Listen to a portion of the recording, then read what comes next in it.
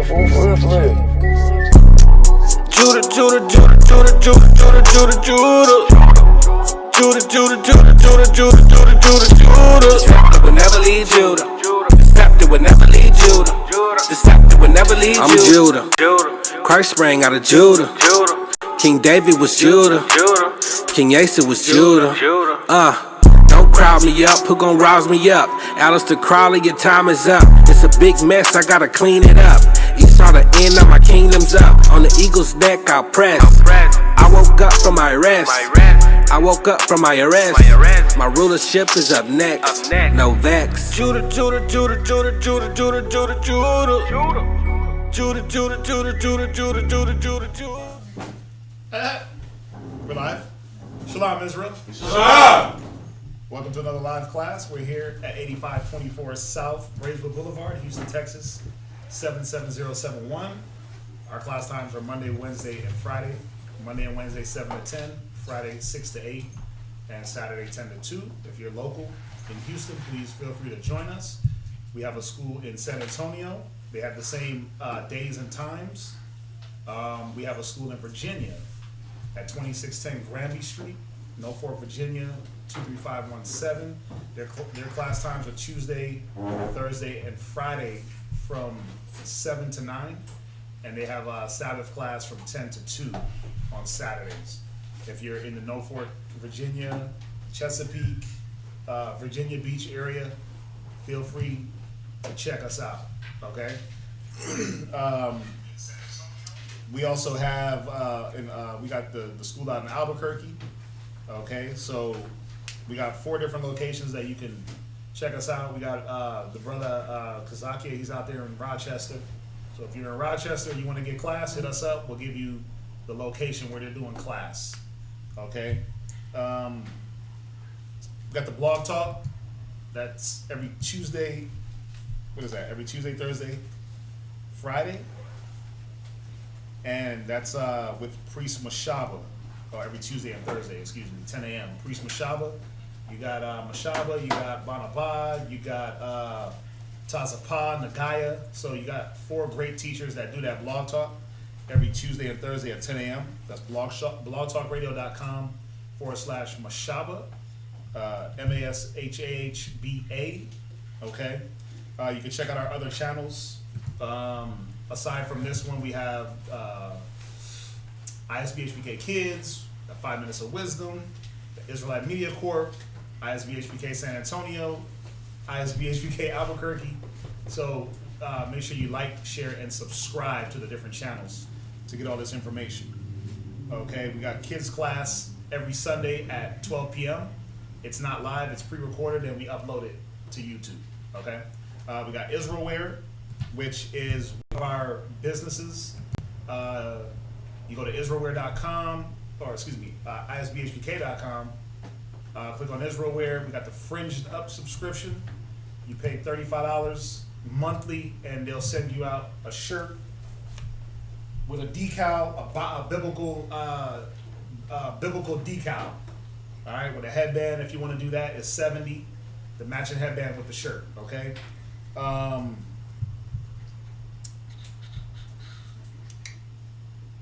Right, the shirt is $35. The shirt and headband is $75. We got Hebrew Academy every Tuesday and what is it? Tuesday and Wednesday.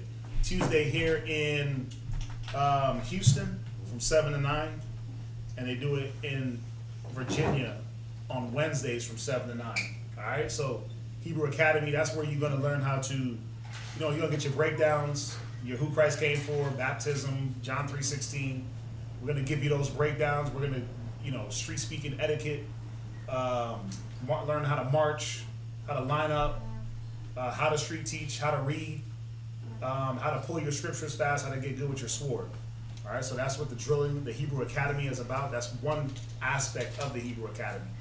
Okay, that's the part where you learn a lot of the different things that you're going to need to be a soldier, an officer, a leader in Israel. Okay, so that's every Tuesday in Houston, every Wednesday in Virginia. We send the link out for brothers and sisters that are outside of those areas. So if you want to be a part of that, let us know. Hit us up. Before I forget, we got Purim coming up.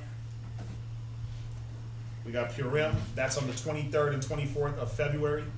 Okay, so we won't have class in Houston or in Virginia.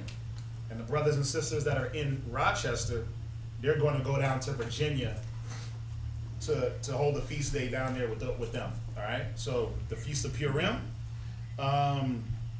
is February 23rd and 24th, and then as you know, we got Passover. All right, we got Passover coming up April the 4th.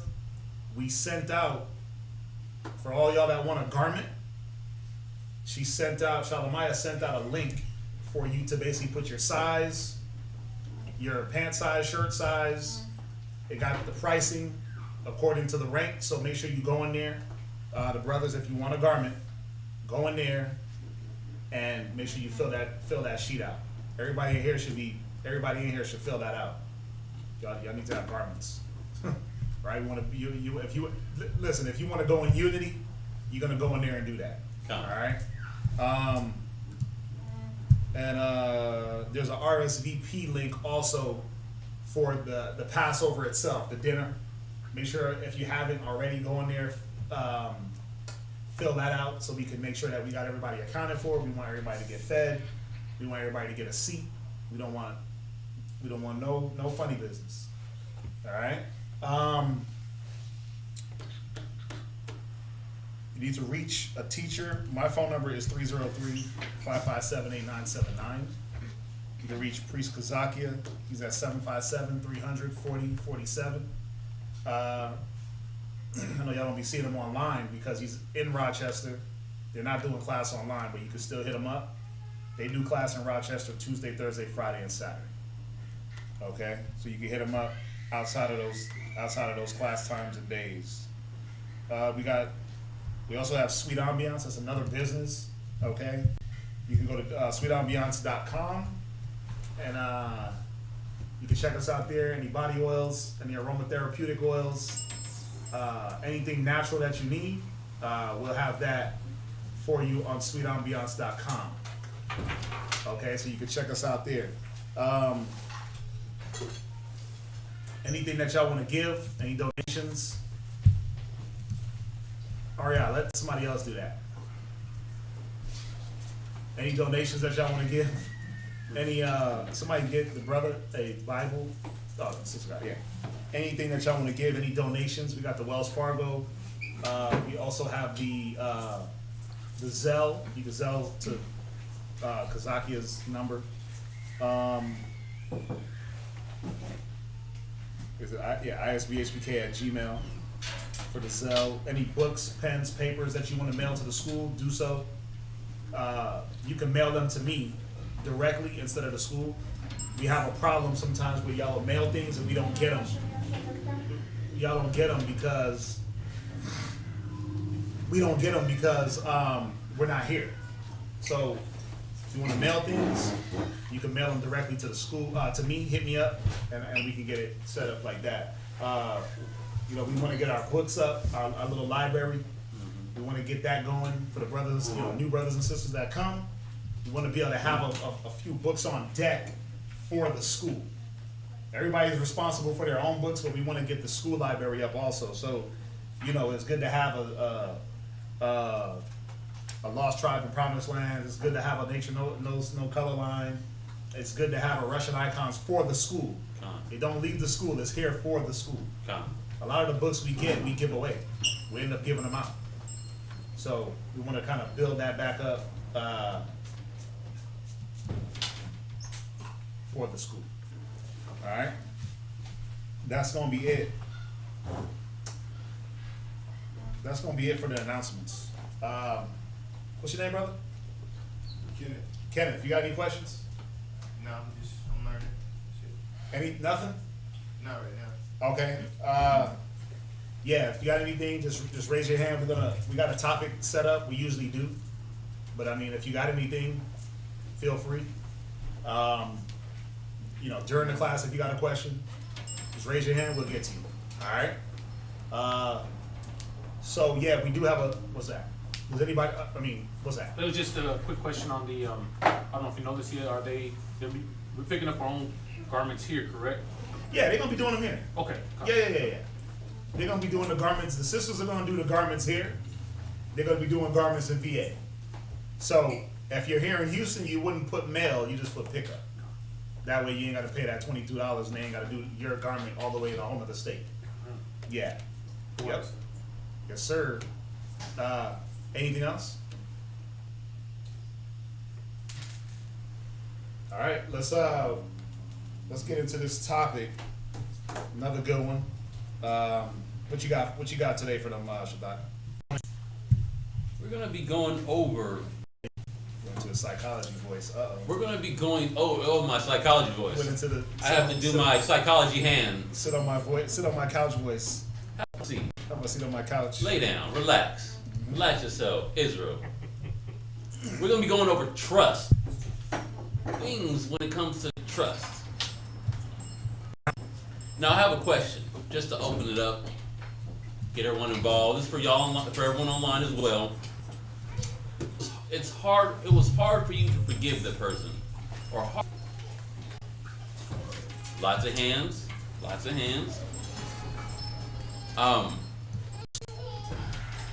Now I'm not going to ask you your particular event that you went to. Well, for me, it was forgiving a person for what they promised. So Okay. they're not a person of their word. They promised, let's just say, a big house, the pigeons, the dog, whatever, and they didn't, deliver on that. That's what made it, because you put your trust in what the expectation was. Okay, so you had an expectation in your mind of how things should have went, and you felt like you were led to think or believe that things would go this way, but it didn't go that way. So it's hard for her to let go. Anyone else want to share a reason? Because you think that you can fix your relationship, you can fix what it was that caused the trust to be broken.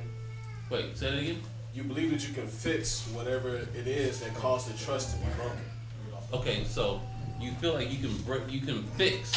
That's why it's hard for you to trust, to let go. To let go, yeah. Okay. All right. Wait, so what was the question again? Your question was, first thing I asked is, has anyone been hurt? Right, we all have, right? Everyone's been hurt. We've all went through situations, Con. right? And what was the other one? What was the reason? Was there anyone that's been hurt, and it was hard for them to let go of their feelings of being hurt, or what caused them to be hurt? Right. Yeah, You asked why is it hard to let go? Yeah, why is it hard to let go? To me personally, I would say it's hard to let go. Just to piggyback off her answer, people can promise you things, and you get somewhere in your heart you get attached to that promise or to that idea, and a lot of times we hurt ourselves when we allow people to hurt us, because it's a mature thing. It's like we get into a situation and we're not totally being mature enough Okay. to handle that situation.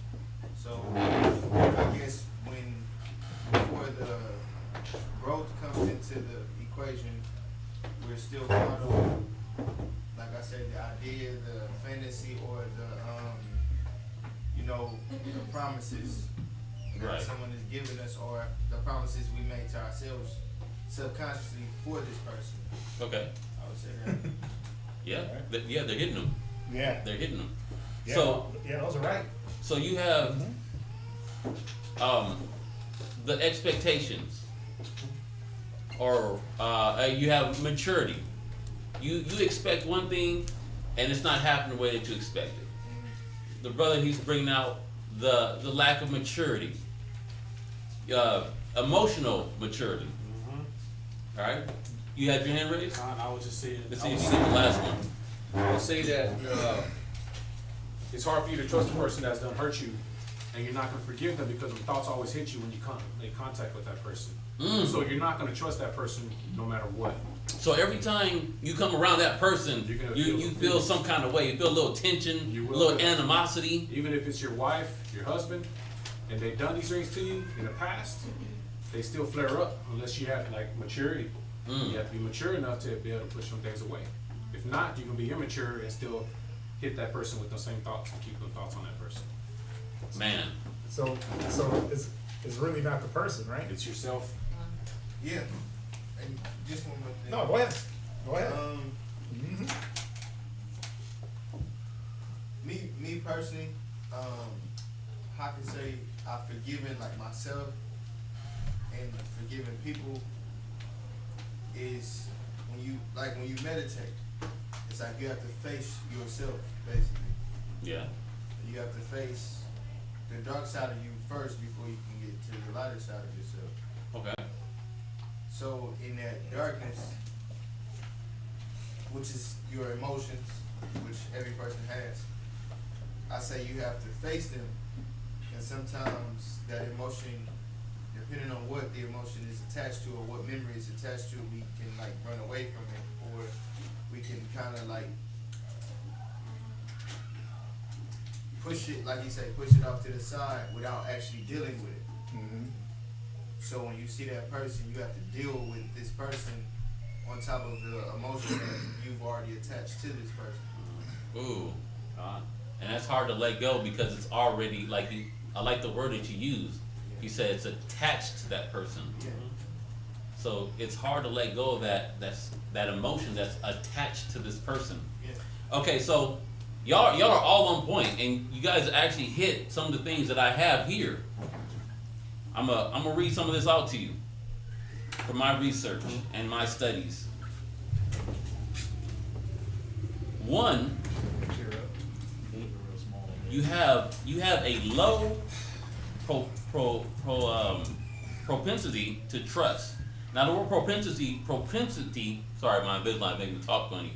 It's hard to get that S out. Propensity. The definition for that word is the inclination or natural tendency to behave in a particular way.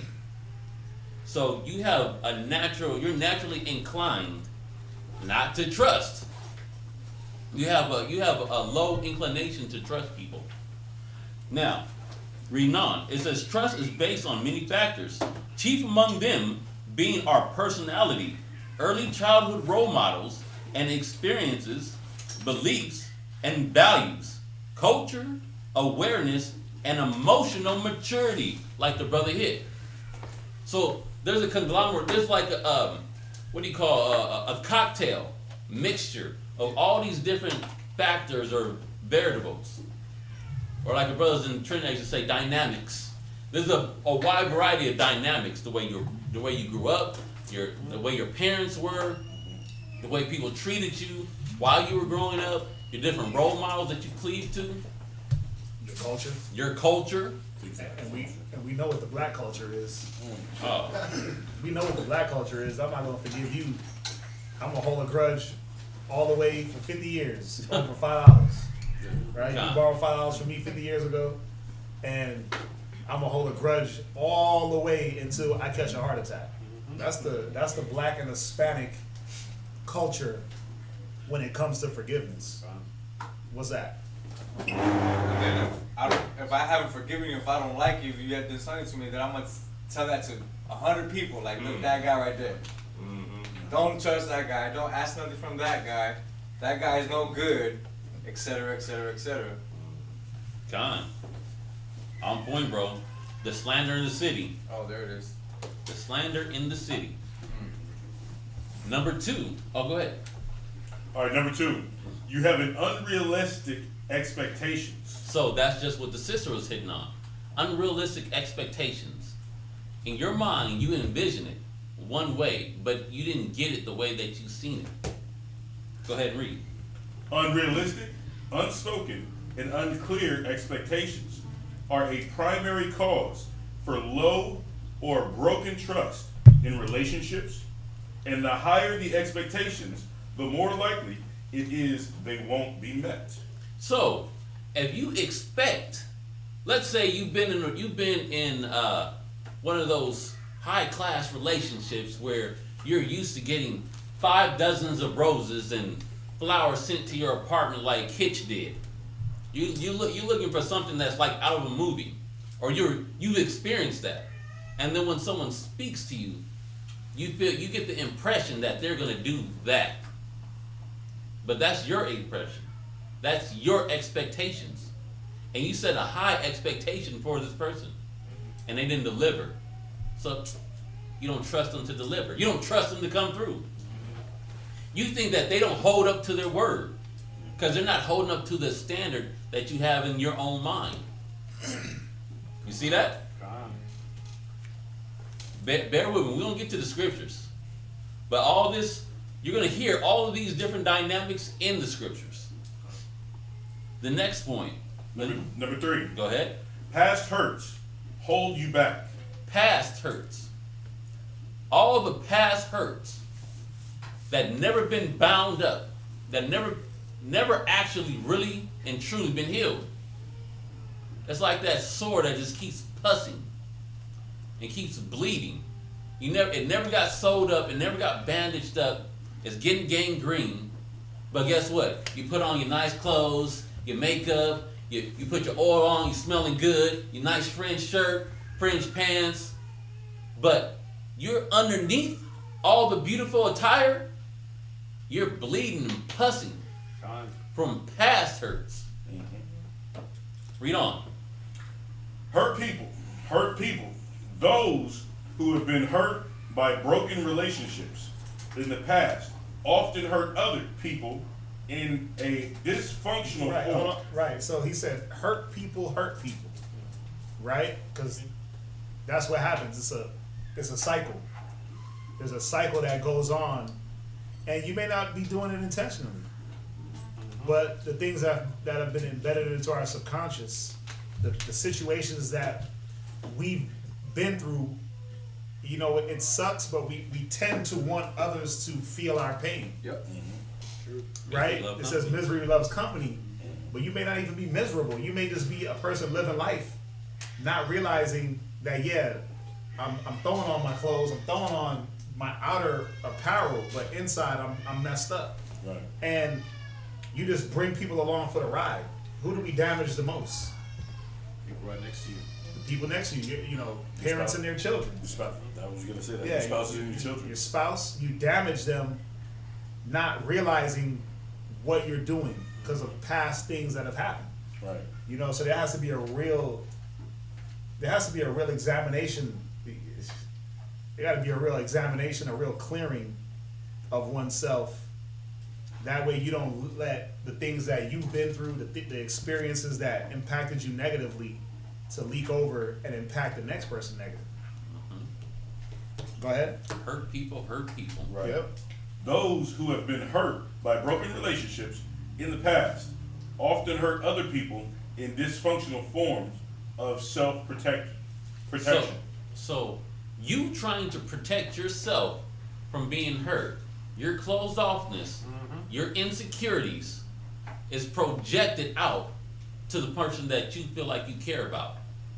But you're actually hurting them by your closed offness, by you trying to protect yourself from your past relationships, your past issues. And you see, like for example, I'll give you a little example. A brother told me, this was a while ago, brother said that he met somebody, they were vibing, good chemistry, she was feeling him, he was feeling her, and when they were talking on the phone and getting to know each other, right? Little courtship. She says, you know what? I just have a few pet peeves that I just can't get past. There's some things and some types of people that I just can't deal with. She said, people are late, people that don't have good hygiene, and in the midst of all the things that she's labeling to this brother, she said Hebrew Israelites. Think about that. He's on the phone courting. You know, they politicking. And she says she can't deal with Hebrew Israelites. And he goes, oh, well, and mind you, they were vibing. They were on a good page, good note. Everything was gelling. But when he said, well, I'm actually a Hebrew Israelite, click. There was no rebuttal. There was no back and forth. Instant click. Would not answer the phone, would not speak ever again to this brother. Khan. Dodge a bullet. But think about this sister's position. She's had a bad experience with somebody that was a Hebrew Israelite. Or claimed to be an Or Israelite. claimed to be an Israelite. Yeah. We don't know the full extent of what her experience was. So it's kind of a hearsay, but you know, she had a bad experience. And it could have been anything. It could have been anything. It could have been anything, but the point is she held on to that to the point where you don't give people a chance. You don't give people a chance to prove themselves to you. So in that moment, all the good conversation, all the good talk, I mean, it just went out the window. Brother, he could have been feeling her more because she's like, oh, humble, sweet, good personality. But then she just cut him off. Cut him off. Like gangrene. Cut him off. Damn, appetite. For real. I mean, and in a relationship, sometimes relationships, when they're projected onto the next relationship, it feels like that. It feels like in that moment you will get cut off. Let's say the last man had a beard, and then you didn't have a beard when you met her, but then you grew one out, and she says, reminds me of him, and then she starts acting weird. It's like, what's the problem? You know, like what's going on? Like, what did I do? Why are you acting this way towards me? It's because of the past relationship is being projected onto the new one. That's it. And it works, and I'm using the man-woman, woman-man scenario, but it works through brothers too. Oh, this brother looked at me the same way that brother looked at me. He makes me feel like he did. Oh man, I already know what they about to do. It's like, you sizing the brother up, you got a profile, you doing your best criminal minds interpretation, your best criminal minds. Yeah, you doing like the brother's the unsub. What do you call it? Profiling? You profiling the brother. You got the whole brother profile. He ain't even said nothing to you yet. He just walked into the building and he is shaped like another brother that had disrespect you before. He ain't said nothing to you yet. He's shaped similar to. He got the same skin complexion as the brother that offended you. And then what you end up doing is you bring that baggage from that previous brother to that person that you don't even know. You don't even know. You don't even give him a credit. You don't even give him you're trying to put off the old man and you're trying to become a Hebrew Israelite and live according to the word. You're gonna get checked, right? You're gonna get shown where your faults are, where you fall short of what the Bible says, right? So then you bring that back. You're bringing that old worldly aspect. Well, I was always told that I wasn't nothing. I'm stupid. I'm dumb. So then when you get shown your faults according to the scriptures, you're doing the same thing. Look at my text. Thoughts You're come not. back to you. You're what? And thoughts come back to you. Those thoughts come back to you. Right. So when a brother says, "Hey, bro, that's not what the scripture says. Why are you acting like this? Look at the scriptures. You be doing this. What's going on in your mind? In your mind, you're like, this guy just said, nigga, what's your problem?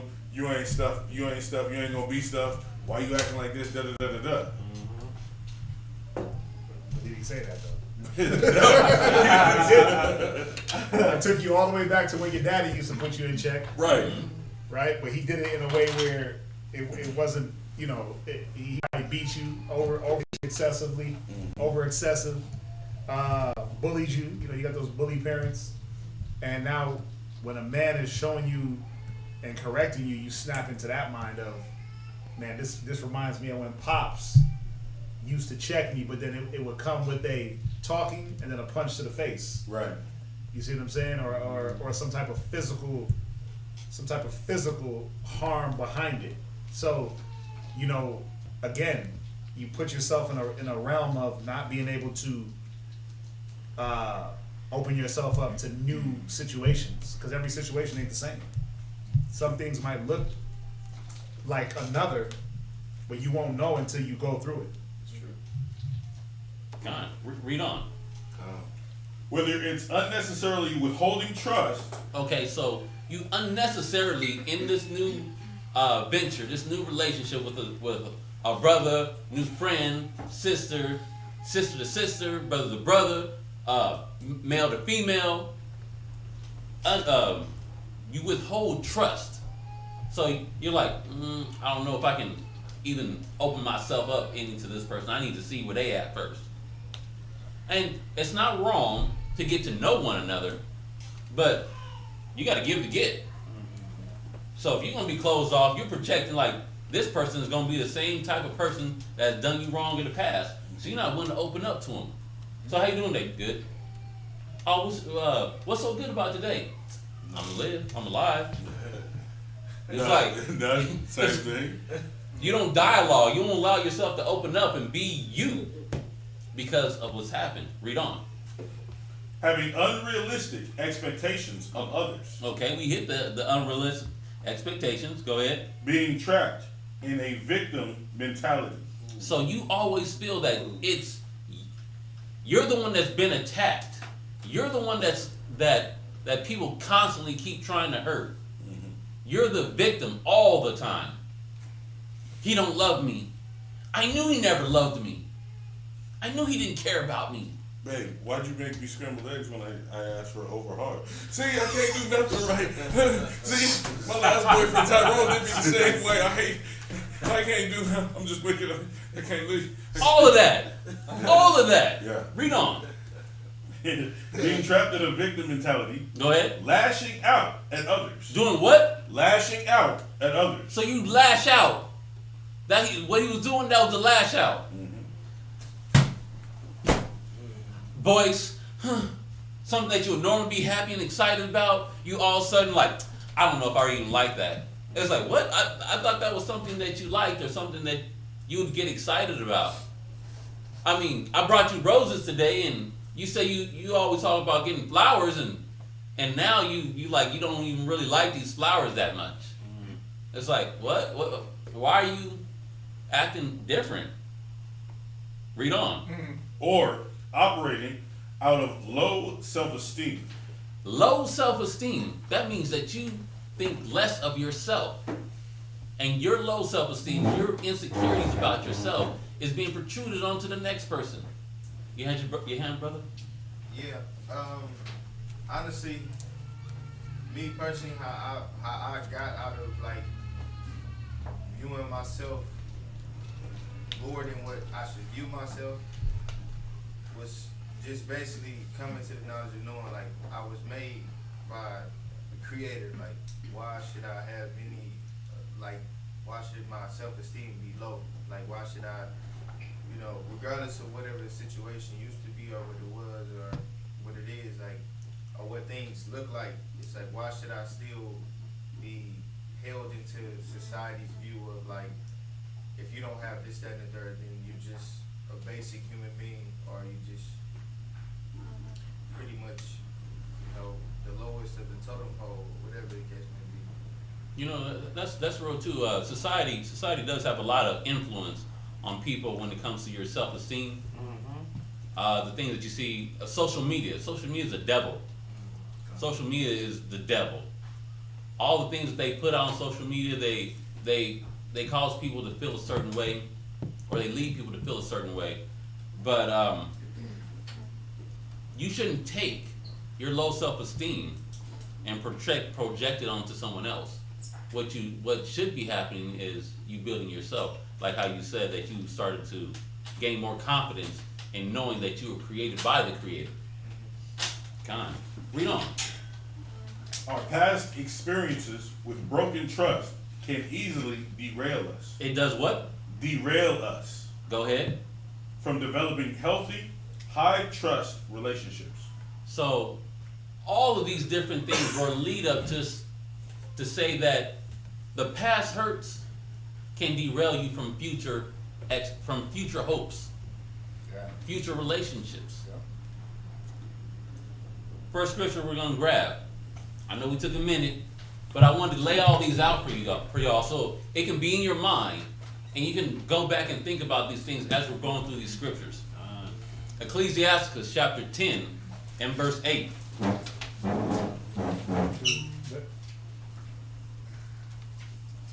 Oh, is that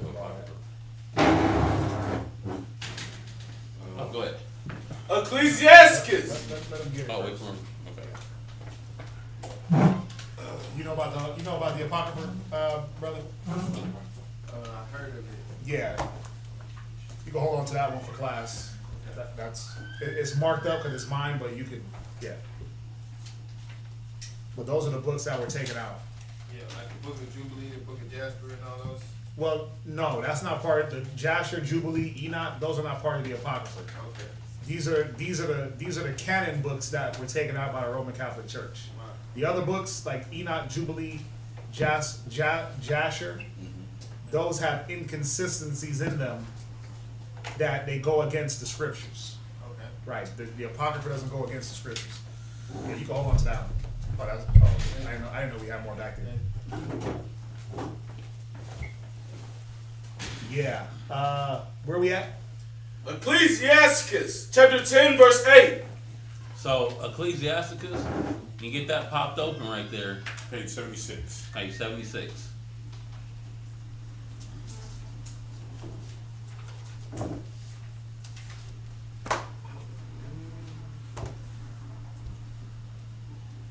Ecclesiasticus chapter 10 verse 8. Because of unrighteous dealing, injuries, and riches got by deceit, the kingdom is translated from one people to another. Now think about how it says all this, the build up to the kingdom being translated from one people to another. We got unrighteous dealings. You make a deal with somebody, you expect them to be fair in the deal, in the bargain. They don't hold up their end of the bargain. They let you down. Hey, we were all supposed to put in $50 so that we can get this, but then you didn't come up with yours. You didn't come up with your portion. Even though you agreed. Even though you agreed already. Because that's the kicker. You agreed to something and not holding up your end of a bargain. And then so you take that to the next time that you're dealing with somebody. And you're a little reluctant to go in with people. The injuries, you were hurt. Now, the dealings, you got hurt in the dealings. You felt a little financial hit. You felt wronged. The injuries is your emotions being hit. Those emotional chords being tapped. And some people physical too. Oh yeah, some people. For some people, it's literal physical injuries that you've dealt in certain relationships. You got the abusive parent, the abusive husband, the abusive wife, where you came out of that relationship scarred up physically, not just mentally but physically. So that's there too. It's both aspects. Go ahead. And riches got by deceit. Now the kingdom being translated from one people to another. Well, think about the kingdom. This kingdom is your trust. Now you, instead of being able to put your trust into brothers and sisters, you're now allowed to put your trust into just you. You trust only you. You're not trusting that the Most High is going to work things out. You're not trusting that the Most High is going to guide you. You now only trust in you. And it's up to you to protect you from everyone else on the outside of you. This kingdom, we're talking of a mental kingdom here. Of course, we know that this actually happened in the history, but think about where it started. The Most High removed us from our spots because we were being disobedient. This happened because we didn't want to trust in who? The Most High. That's why, through the unrighteous dealings, the injuries, the riches got by deceit, the Most High snatched everything away from us. Yeah, we didn't want to trust in the Most High. We didn't want to love our neighbor as ourselves. So that trust, it was on both spectrums. The scriptures say, "Cursed is the man that trusteth in man," right? Come. Supposed to put your trust in the Most High. But also, he did come back and say, love the Most High with all your heart. Love your neighbor as you love yourself. So that trust, all these unrighteous dealings, we dealt unrighteously with each other. Why? A lot of the times you deal unrighteously to do what? To get the gain, to get over on somebody, right? To not have to put in what you agreed to or pull your weight. That's why people get over on other people. They don't want to have to pull their weight. They don't want to have to do the hard work and put in that hard work that it takes to get wherever it is you gotta go. Right? So how can I get over? How can I make it easy for myself? How can I circumvent the hard work, the dedication, the consistency that it takes to be a brother, that it takes to be a wife, that it takes to serve the Most High, that it takes to, like it says, no greater love than a man lay on his life for his brother. That means that, think about it. Does that mean you're going to lay down your life one time for one brother? Wow. It's a constant laying down. It's a constant sacrifice and giving up. But how do I maneuver around that aspect of this life? And that's everywhere. That's here in the truth, but that's in the world also. How do I get on the come up real fast? You're gonna be my come up. That's how they think out there, right? You're somebody's come up. Now we can't be each other's come up out here in a unrighteous gain type of way, but we are supposed to bear one another's burdens. We are supposed to be able to lean on one another, right? You lean on me today, I should be able to lean on you tomorrow, right? Or whenever needed. I should be able to lean on you 70 times 70. Yes, sir. You can lean right back 70 times 70, and we're not taking score. Well, you asked me for 4 favors last year, so I gotta ask you for 4 favors. We ain't keeping a record. We're just doing what the scriptures say towards one another. You see that? But there's this avoidance.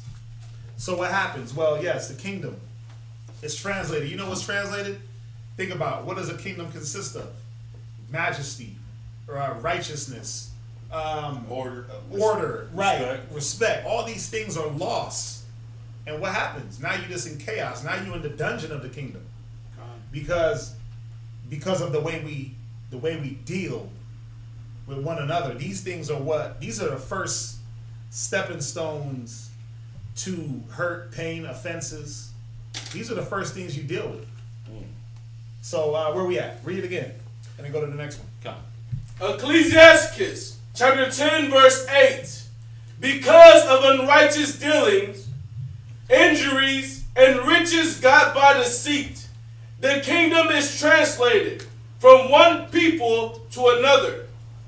Right. So, Can somebody hit the fans? the kingdom translated. Now, we went through all the different experiences and the psychological breakdown. Y'all told me your own personal experiences and why it was hard to let go. We're going to go to the beginning, the first entree, because we got several entrees on here. We're not even going to we skipping appetizers.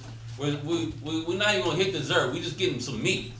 Straight meat. That was the appetizer, the first little definition. All right, that was appetizer. You're right. But we're going to get to some meat now. This is going to be like when you go to the Brazilian buffet, and they keep coming around with some pieces of meat. You want some more? And they keep cutting it off until you say, "No, I'm filled. I'm full." That's what we're doing. The fogo de chao. Yeah. Texas de Brazil. Texas de Brazil. I haven't been there, but I'm looking forward to it one day. It's like food to child. Yeah. 13 and verse 4. Everybody knows this guy. Everybody knows this guy. Everybody has experienced this sister, this brother in the world. There's nobody in here. None of us in here is like that. And you know, this when we read these scriptures, this characteristic of a person, this could be your mom. Yeah.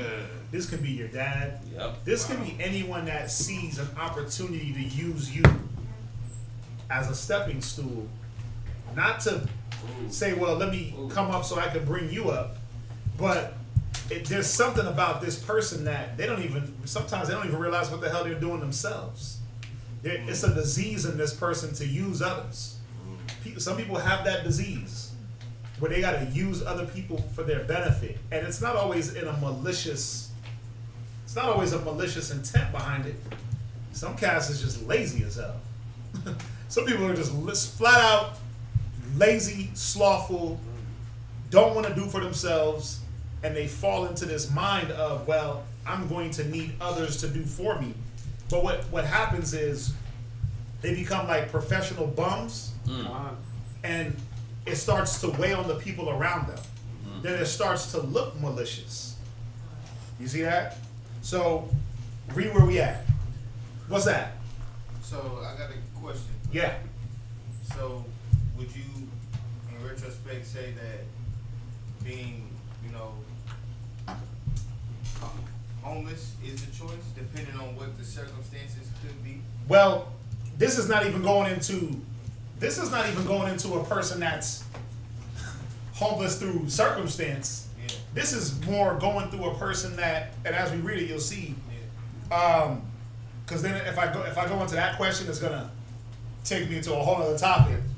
But as we read it, you'll see, oh, this person they're accustomed to using others. Okay. Right? So, pertaining to the topic of the class, there is a characteristic of a person that is like that.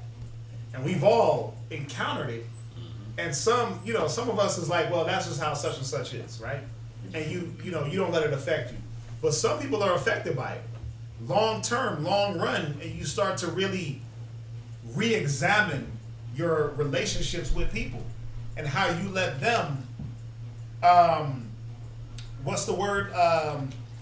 impose on you. It's harder for people to impose on you, which it's not always a bad thing. But now you got, you have a guard up. You have a guard up, and this is the thing with a guard up. It goes back to you never let people prove really who they are, because you're going off of what the last person did. So a situation may look like something, but it's not. The only way you know is if you let it play out. Yep. You got to let things play out and let people prove who they are. But it does give you a characteristic of a certain type of person that the way they move, it does stain the other person's brain for the future. Like, man, I remember when such and such. Wow, so let's just read it. Let's read it, and y'all will understand. It's not about being homeless, or you don't even got to be homeless to fall into this category. No, you definitely don't. You ain't got to be homeless or anything like that. You just have a certain mind state, right? So read that. Ecclesiasticus chapter 13, verse 4.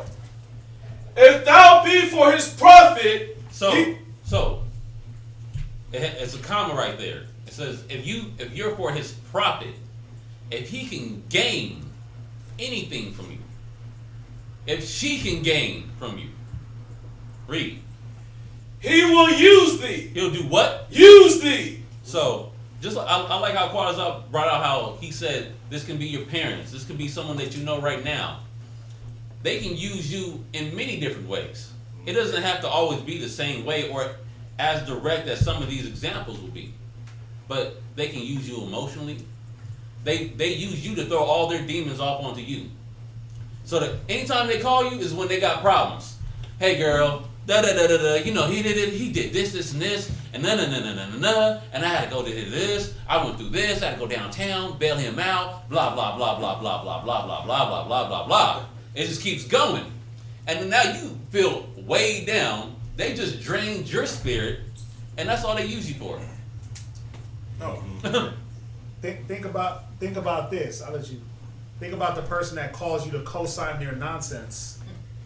No, check this out. Yep. They call you to get the cosign for their wickedness, and then they blame you for the outcome. Yeah. What's that make you want to do? Not talking. It makes you want to fall back from everybody. Listen, that's your problem, right? 'Cause ain't that how we deal? That's your problem.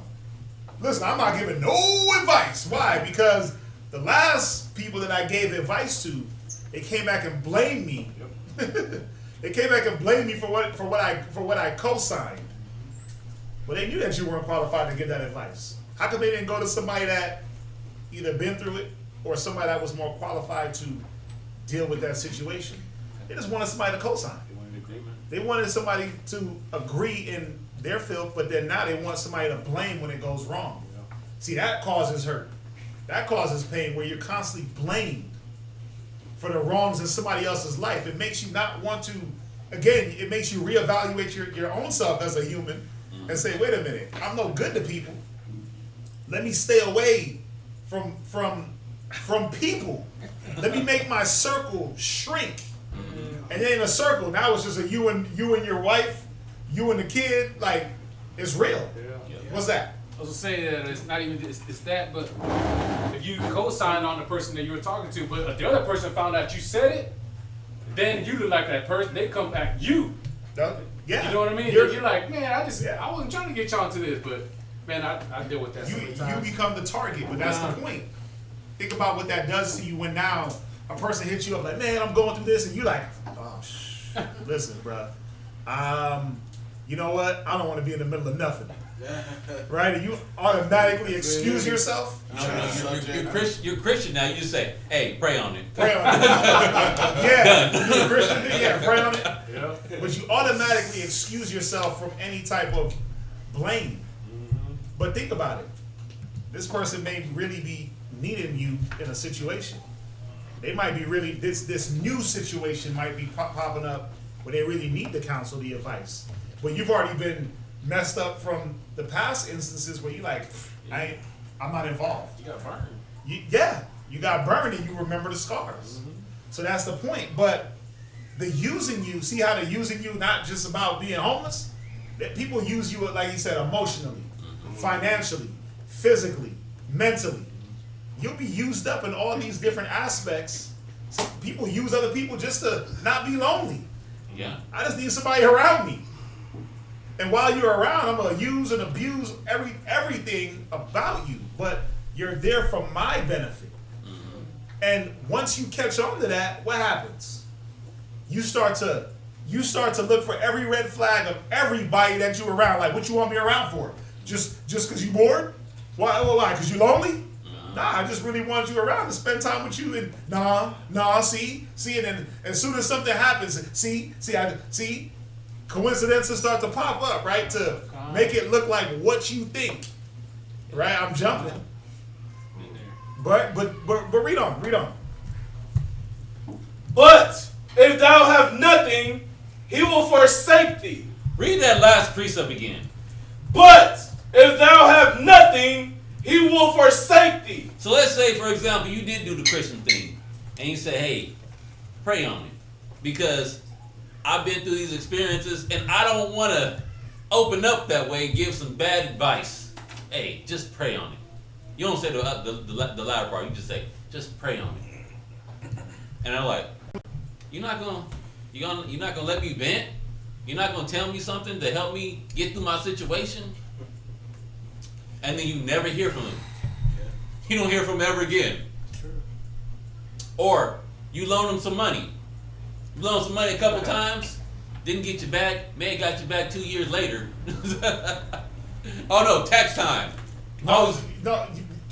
Tax time. He gets you back there in tax time. And as soon as you hear that, you cut the deal off. Like, they're gonna pay me back during tax time 15 times and never pay me back. I always hear, I'm gonna get you back in my taxes. So when the next person comes, you're like, hey, man, let me borrow $500 and I'll get you back in taxes. You like, I ain't got it. Right. It might be right there in your pocket. You like, I ain't got it. Taxes. Nobody ever pays back in their taxes. But then the person that came and asked, they ain't gonna ask. They're not gonna deal with you no more. Because if they're really on that using tip, they're not dealing with you no more. That's why it says in the scriptures, he will forsake thee. He ain't gonna have no dealing with you. I got tons I got like scriptures. I got books on these people. You know when it in the scriptures it says the books were laid open. Bruh, when the books are laid open, I got tons of these people that forsake. And it's just like, hey, Brian, it'd be sincere. I just ain't got it right now. Oh, you can't loan me that $50? It's like, bro, it's $50. I ain't got it right now. You know I'm good for it. Okay, I get that, but I ain't got it right now.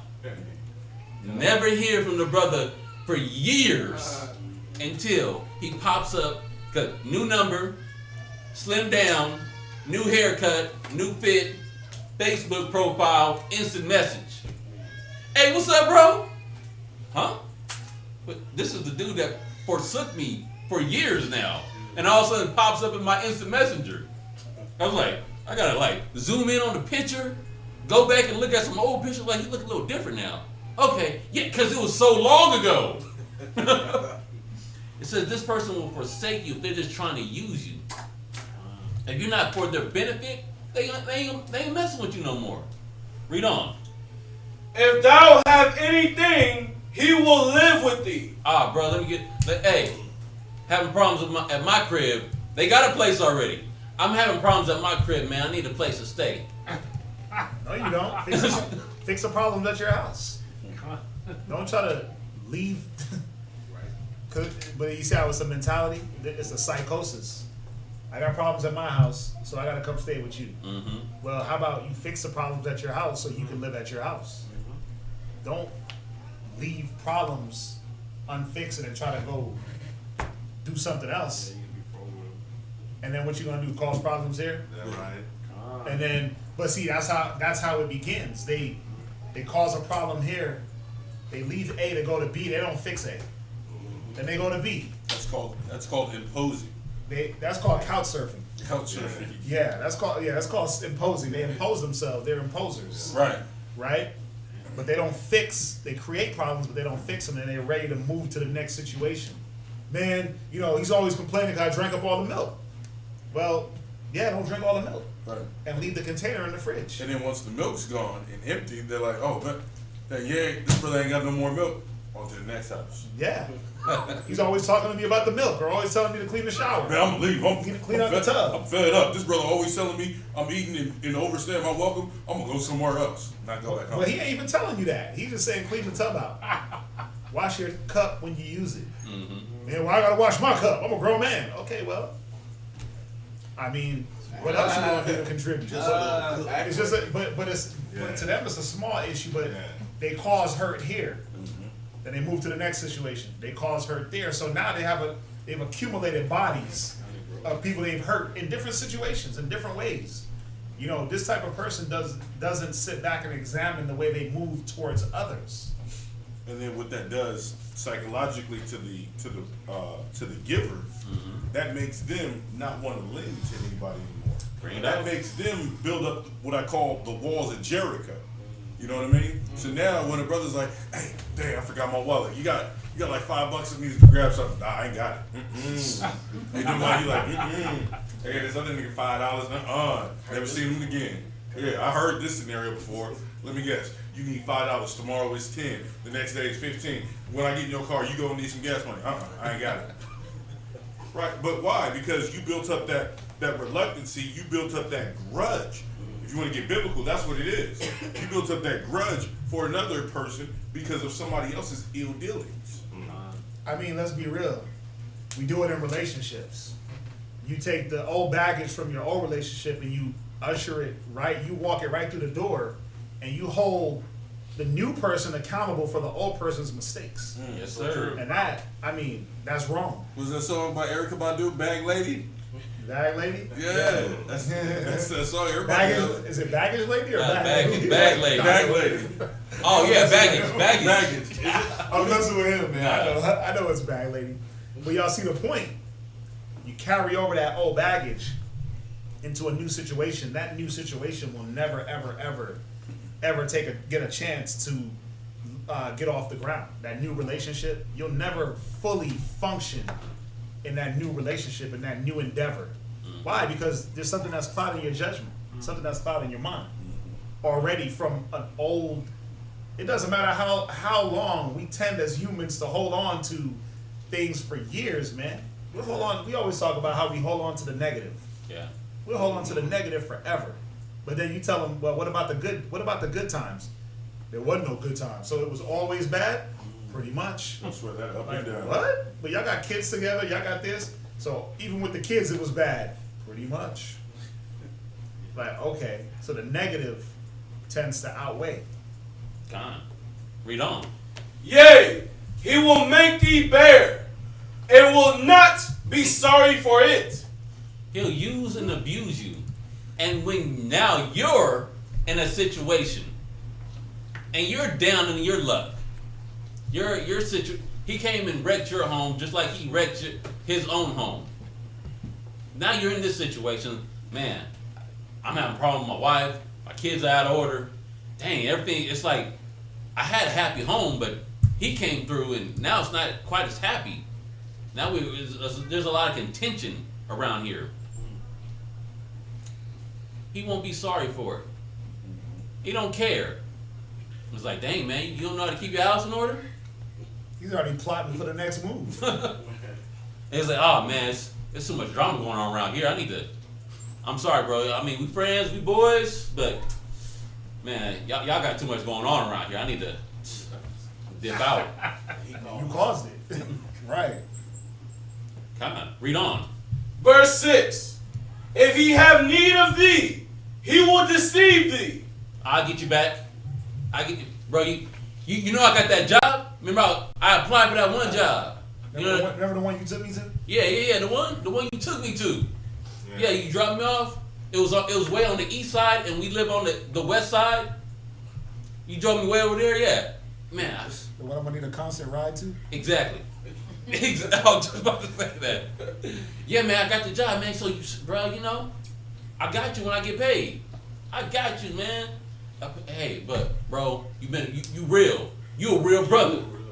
You real. Hey, bro, I'm gonna need your help with a ride, man. Give me 2 and 4. I was like, okay. Kind-hearted brother, kind-hearted sister. Yeah, I'm gonna get you on the ride. They said when they get paid, they gonna get you back. Living with you, driving all the way across town for them, using your gas. He's like, I'm like, hey, I don't mean to be all these business, but when you get paid? Oh, I get paid in since I started, it's like 4 weeks. 4 weeks? Yeah. So you got to get about a month in, then you'll get your first paycheck. Right. Okay. It'll be a full paycheck because the first one I'm gonna be short a couple hours. Okay. So now you got this rolling up expectation, right? Right. Then we have this. It said, what did it say on the expectation? You have unrealistic expectations. You know this dude ain't got nothing. You know he broke. You know you can kind of fill out his characteristics right now. Right. You set up an unrealistic expectation. You in your mind calculating. Oh yeah. How many miles you went, right. How much gas that you spent. There it is. If you were to charge him rent for the amount of time that he's been staying with you, how much that would be, how much food he ate out of your refrigerator, or how much counsel you gave him, how much of your time he sucked away from your life when you knew you were supposed to be doing something else. That's 56 cents an hour. You calculating. When he get paid, he got this good job. I should be getting he probably gonna shoot me about $1,200. At least. He gonna shoot me at least $1,200. Because it's nothing. He said he got a good job. Yeah. I mean, I've been giving him a ride back and forth for a month. Food, lights, shelter. I even paid his phone bill. Paid his phone bill. Man, I listened to all his problems. I helped him. I mentally helped him. I opened up the scriptures with him. Late nights, early mornings. Wait a minute. You talking about a brother, so you know you went out. He had a couple drinks. He tapped his pocket a couple times. Bro, you don't even worry about it. I got this beer. This first round, second round, third round on me. I know you got it. You good for it. So when paycheck come around, you're like, okay, he gonna break me off a little something. oh, bro, you know, man, I know I told you I was gonna give you something, but bro, they started hitting me with that child support. That child support, and then, bro, you know, I got my phone bill, and then, you know, I'm trying to save up for a whip. I'm trying to save up, so you don't have to be giving me a ride all the time. So I'm trying to save up for that. And man, bro, groceries, bro, I gotta eat lunch. All the excuses. That's why the scripture said he will deceive thee. You had a false expectation of him paying you back, or at least shooting you back something. False expectation. Why? Because what's the black and Hispanic and Native American man good for? Bring it out. They're hype. They word, right? Oh man, brothers can hype it up. They clap their hands a couple times. Sing your gasolina. Yeah. In the front row. In the front row. We move 5G now. But that's what we're known for, and that's what we're good for. And that's where the expectations, you get disappointed in your expectations. Because you didn't do what the scripture says, which is what? Prove a friend. That's the first thing you're supposed to do. Prove a friend. Why am I going off the counsel of my own mind? Because that's where every time you go off the counsel that's not established by counsel, getting advice from like your brothers, or going to the scriptures and seeing where you can find it, your expectations are always going to be disappointed. Yeah, but you're giving them the benefit of the doubt though, most of the time. If they're considering themselves a brother, you're giving them a benefit of the doubt. Con. All right. You say that one more time? You're giving them the benefit of the doubt of what's going on. You know, you're thinking, hey, you know what? They're trying to change. They're trying to do right, and I want to help them out. You can still prove them, though. Right. How can you do that if you're trying to give them your? Well, like for instance, this type of person that we're reading about, you gotta do different things towards them, but still know that, okay, this person, they may not have changed, right? So let's say this type of person was, they came and they were around you, they lived with you. This type of person we're reading about, and they moved on. And 6 months later, they hit you back up like, man, you know, I really need a place to stay, and blah blah blah blah blah. Right? They hit you with the sob story. Right? You would have to, you would want to say, okay, well, remind them of the past. You want to remind them of the things they did towards you that weren't savory, that didn't make you feel good. Then you gotta now make inquiry on what is their plan. What, like, okay, so you need a place to stay. Well, what's going on with you? Well, you know, this happened and this happened and this happened. Okay, so what's your plan? Well, you know, I got this job lined up and this and that. Okay, well, make sure you handle that. You gotta now kind of guide them into making the right moves.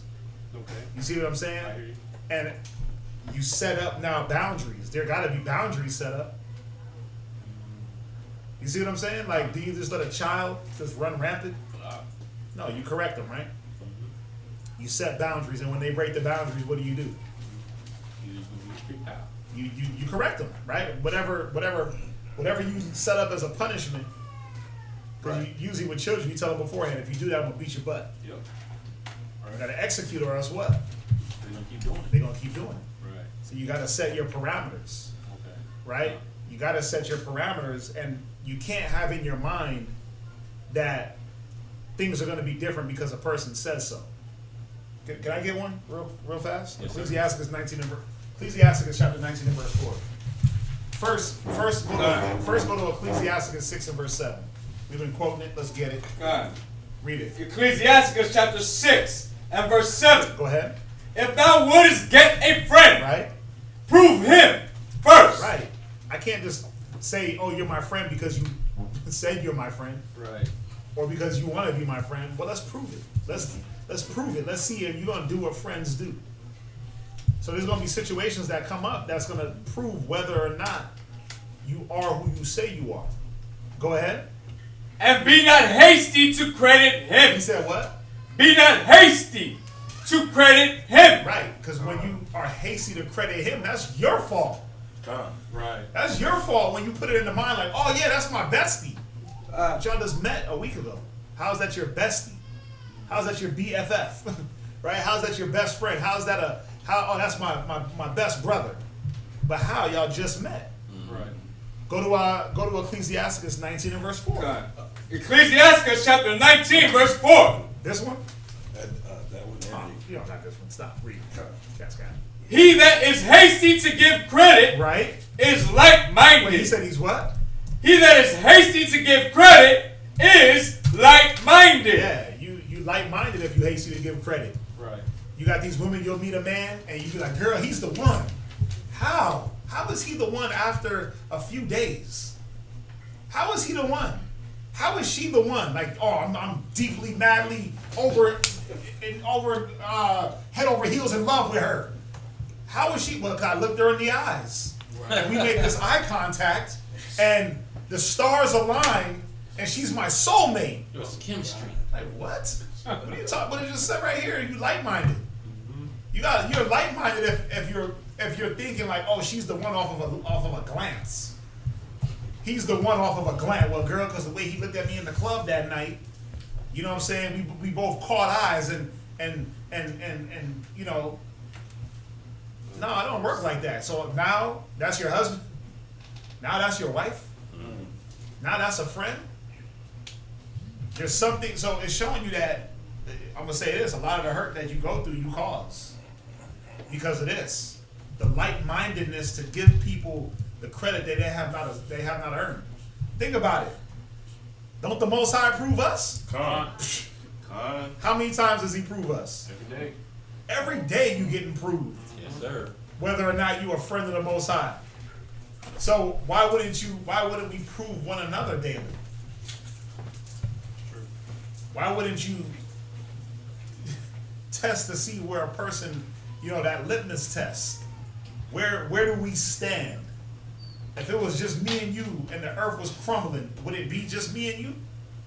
Or would it be you going with, would I be Lot and you be Lot's wife? You see what I'm saying? And you put that in any friendship situation. And are you gonna be looking back at the riches, the party, the kicking it, or are you gonna be moving with me and moving in the same mind? Read it one more time. Ecclesiasticus chapter 19, verse 4. Right? He that is hasty to give credit is like-minded. Right. He that is hasty to give credit is light-minded, man. Light-minded, meaning there's nothing up here. You're not thinking. Light-minded. You're light. Light-minded, meaning you're not. You said what? Yeah, You're an airhead. You're an airhead. When you say a chick is an airhead, Like-minded. light-minded, like, oh my God, I love him. Why do you love him? Because he has nice cheekbones. What? That's an airheaded statement. That's a light-minded statement. There's no wisdom. There's no grounding. There's no knowledge to back up what they're saying. It's a light-mindedness. They can be swayed off of some cheekbones. Oh my God, his jaw structure. Oh my God, his abs. Oh my God, his car. Oh my God, his bank account. Right? That's what that's going into. Jump back to where y'all were at. Ecclesiasticus 13:6. Ecclesiasticus chapter 13, verse 6. Our hearts beat up the same rhythm. Who said that? You're hilarious. Our hearts beat on the same rhythm. Good one, sis. Yeah. Good one. Yeah. I'm in love with her because we like the same color. Like, okay. That's hilarious. Read on, Art. If he have need of thee, he will deceive thee, Go ahead. and smile upon thee, Read. and put thee in the hope. He will speak thee fair. I got you. I got you, bro. Bro, I got you. You know I got you. Make you feel secure. He speaks with confidence. He speaks fairly, kind, nice words. Smooth like butter. Smooth like butter. He set you up like Esau set you up. But he does it with more charisma because he an Israelite. Right, he got the gift of gab. He Right? got the gift of gab. Right. He more convincing than Esau was. That's a shame. Our people do it better than Esau. Esau is just real rigid and they square with it. Our people got flow, charisma. Like, I might be able to believe this, but okay, yeah. Gas me all the way up. I believe that. Tank is full. I'm sold. Read on. And say, what wantest thou? So he'll even ask you. What you need, bro? Like, hold up. Listen, you know I got you. Just say what you need. I got you all day. I need rent, gas money. I got that. Say less. There we go. Actually, I need you to gain and learn wisdom, knowledge, understanding, so that you can be a responsible and productive member of Yashala. No, I ain't doing that. No, I ain't gonna learn that. Now, if you had said gas money, I got you. If you asked me what you want, that's like what you just asked. No. Inwardly, That's what they they're say, not inwardly. doing that, but outwardly, they're like, oh yeah, I'm with that, brother. I want to learn. I'm with that, brother. But inside, they're like, Bible, wisdom, knowledge, brotherhood. I ain't doing Sacrifice. What? that. Bro, I was just hungry. Bro, I see you had something I needed. Just like Yahushai and the multitude. They were just a lot of them was just there for the bread and the fish. Two came and a multitude went. Just like hey, Yahushai turned to the 12, says, y'all gonna leave too? Y'all here for the bread and the fish? Nah. So you got the words of eternal life. Come, read on, brother. Verse 7. And he will shame thee by his meats. So when it says his meats, he will shame you by, I'm going to use this word that Quazop likes. He will shame you by his amenities. His amenities? His amenities. Bro, this. His works, man, the things that he does, the things that he carries himself by, the things that he wants to do, not regarding anybody that he's around. Yeah. Yeah, so he'll floss, flash, you struggling, but you help them out because, a brother in need, I got you. If I only got this much, I'm gonna give you half of what I got. Even though I might need some of that too, I'll suffer. We'll suffer together. I'll do what Moses did. I'll forsake the riches of Egypt to suffer with my brother. But then he ain't really suffering that much. He flossing.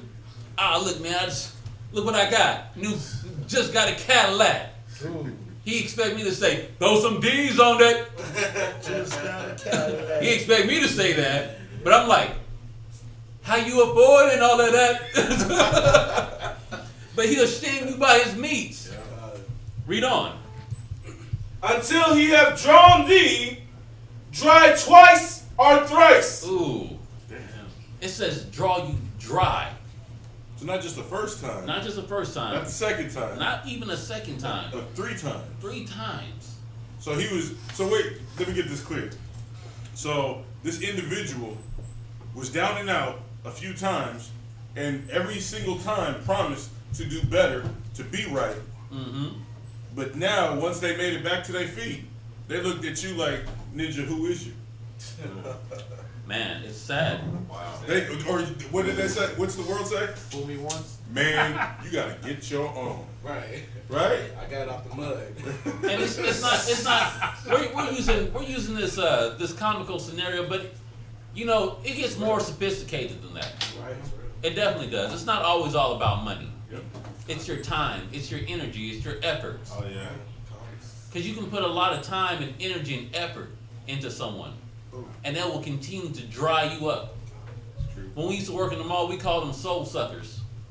Leeches. Someone will come up to the cart. We supposed to be working. We trying to get the sales, get the money for the school, and they will come and hang out the cart and just want to suck your spirit. They just want your energy, your spirit. And then when you try to put some spirit into somebody that's going to actually spin at the cart, you're depleted. And they'll still hang around and be like, dang man, how come you couldn't get that one? Because of you. You suck me dry. Think about the person that's always weighing you down with all their issues. And I'll say it like this. They're weighing you down with their issues because they're not accepting or using any of the wisdom that you give them to solve their issues. So they continue to come and wear you out with the same issues, and they draw thee dry twice, thrice, because they know that you're emotionally invested in them. You care. Excuse me. They know you care about them, and that you're willing to lend your ear. You're willing to lend your time, your efforts. But all they want to do is just use you. They're taking advantage of you. They're taking advantage of you. Right. Read on. And at the last, Go ahead. he will laugh thee to scorn. Read. Afterward, when he seeth thee, he will forsake thee, and shake his head at thee. Man, at the end, he's going excommunicado. Peace. I'm out. I've used all that I can use from you. Now you're not coming with that same energy and that life, that enthusiasm. You're not coming with the counsel, the wisdom, the knowledge, the understanding. You're not letting me unload on you no more the same way. I guess I didn't draw that well dry thrice. You know why? Can I grab one? Go ahead. Verse 6, Ecclesiasticus 6 and 8. This is why. Ecclesiasticus chapter 6 verse 8. Go ahead. For some man is a friend for his own occasion. Because, like we said prior to this, a lot of people have hidden agendas. A lot of women have hidden agendas. Kids in school, your friends, your so-called friends, they have hidden agendas. What's the agenda? Whatever it is you got, they want. Whether it be your spirit, whether it be financially, whether it be carnalistic, your food, your house, your car, whatever you got, they want it for that occasion. God. I like it. Right. Let's play Scrabble. Right. But that's what, read it again. For some man is a friend for his own occasion. So what is that occasion? It's whatever you have. And they're trying to come up. They call them come up kings in the world, right? Come up women. And that's where the reluctancy gets hurt. That's where you get hurt and the reluctancy kicks in. Why? Because you figured that person was a friend for their own occasion, so you're gonna do the same thing.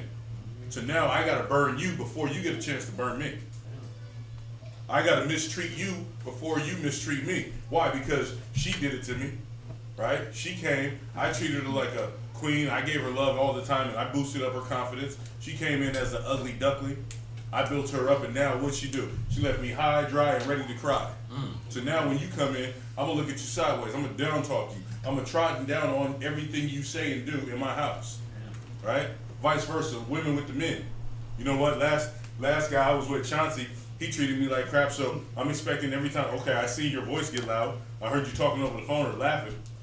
I don't like the way you said that. So I'm gonna treat you in this disrespectful fashion.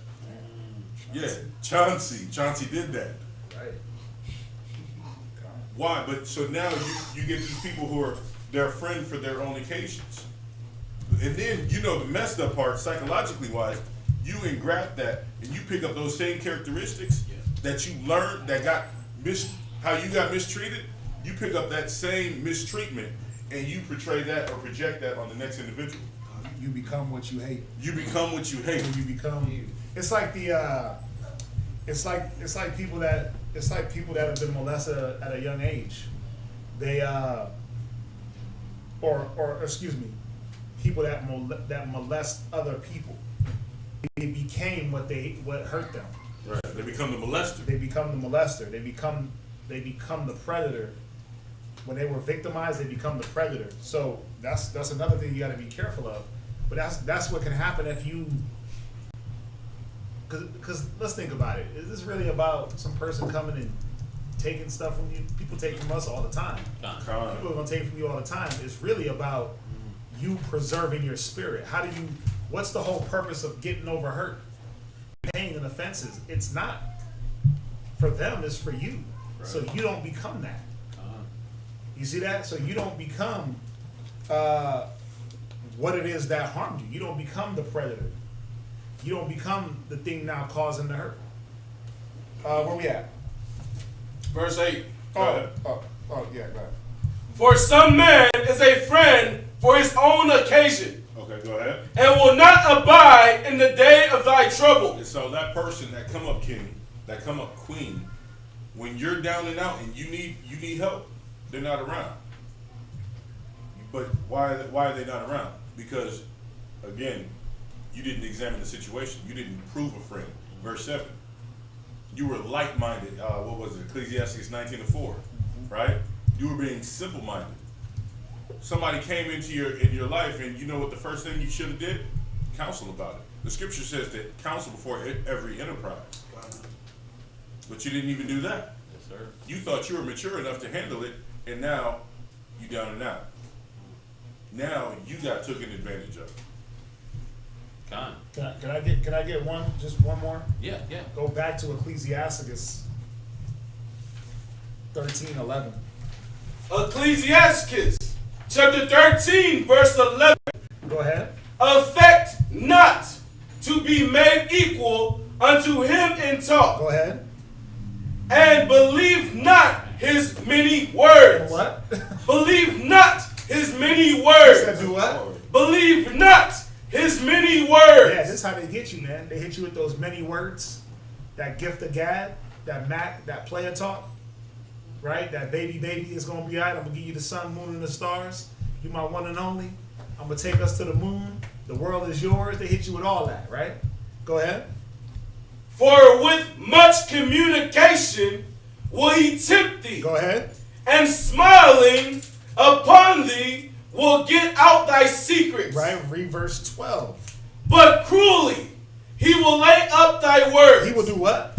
Cruelly. See, he's cruelly laying up your words. He's cruelly waiting for that chance to pounce. Use your words against you. Go ahead. And will not spare thee, and will not spare to do thee hurt. And not spirit of what? To do thee hurt. And this is what you move off of for future. You move off of this hurt of, I tried to do good for someone and it backfired on me. How many of us have been in that situation? You try to do good for somebody and you end up the bad guy. You're like, what the, like, hey, I was doing you a favor. Yeah. How am I the bad guy? For doing you a solid. With no type of, look, you gotta pay me back, you gotta do this, you gotta do that, but you end up being the bad guy. I'm gonna say this. If you call yourself an Israelite, this is what it is. Somebody give me the definition of meekness real quick. Somebody give me the definition of meekness. If you you got brothers and sisters out, I'm a Hebrew Israelite to the third power exponentially, with parentheses on top. You know what I'm saying? I'm an Israelite to the fifth power. 10,000 shield, this, that, and the third. But when they go through this stuff, guess what happens? I ain't dealing with people no more. Man, why you stop teaching? Man, because Israel's wicked, man. They just want to use you. Hell yeah, they want to use you. Now, of course they want to. That's what Israel's built for. Israel don't know better yet. That's true. But you can't call yourself an Israelite and not think you're going to go through this. Look up the definition of the word meekness, or meek. Read it. Meekness, softness or tempered mildness, Right? gentleness, Uh-huh. forbearance under injury, Wait, forbearance under what? under injuries, So you're able to forbear injury, hurt, harm. Go ahead. and provocation. Go ahead. In an evangelical Uh-huh. sense, humility, resignation, submission to the divine will, without murmuring or peevishness, Right? opposed to pride, arrogance, and refractoriness. What you got, Ariel? It says not easily provoked or irritated. Right? Yielding. Yeah. Given to forbearance under injuries. There's another one. It says,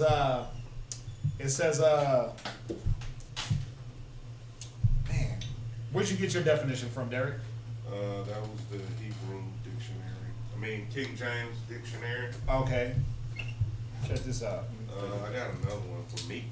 What you got?